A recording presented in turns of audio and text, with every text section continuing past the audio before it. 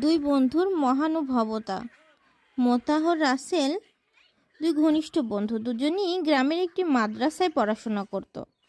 একদিন তাদের শিক্ষক বললেন, তোমাদের মধ্যে কে আল্লাহর কাছে প্রিয় হতে চাও? মোতাহর বলল, আমি আল্লাহর প্রিয় হতে চাই। রাসেলও বলল, আমিও আল্লাহর প্রিয় হতে চাই। শিক্ষক তাদের একটি কাজ দিলেন। তিনি বললেন, তোমরা প্রত্যেকে আজ পুরো দিন কারো উপকার করো এবং কাউকে জানিও না। কাল এসে বলবে কে কি করেছ।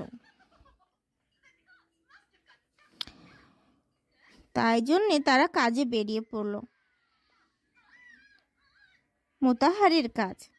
মোতাহার পথে যেতে এক গরিব লোককে দেখলো। তার কাছে খাবার নেই। মোতাহার তার নিজের টিফিনের খাবার লোকটিকে দিয়ে দিল। গরিব লোকটি অনেক খুশি হলো, কিন্তু মোতাহার তাকে কিছুই বলল না। রাসেলের কাজ। রাসেল দেখলো তার প্রতিবেশীর ঘরের ছাদে পানি জমে গেছে। লোকটির ঘরে ছিল না। রাসেল নীরবে একটি ঝাড়ু নিয়ে সে পানি পরিষ্কার করে দিল, যেন ছাদটি ভেঙে না যায়।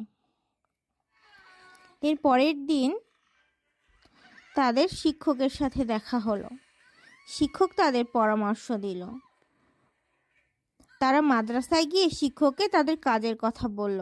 শিক্ষক বললেন, তোমরা দুজনই কাজ খুব ভালো। আল্লাহ সেই মানুষই বেশি পছন্দ করে যারা নীরবে অন্যের উপকার করে, কারণ এটি এক ধরনের ইবাদত। শিক্ষা। মানুষের সেবা করা আল্লাহর প্রিয় কাজ। নিজের ভালো কাজ গোপন রাখা উচিত। সাহায্য করলে আল্লাহ তা আমাদের দ্বিগুণ প্রতি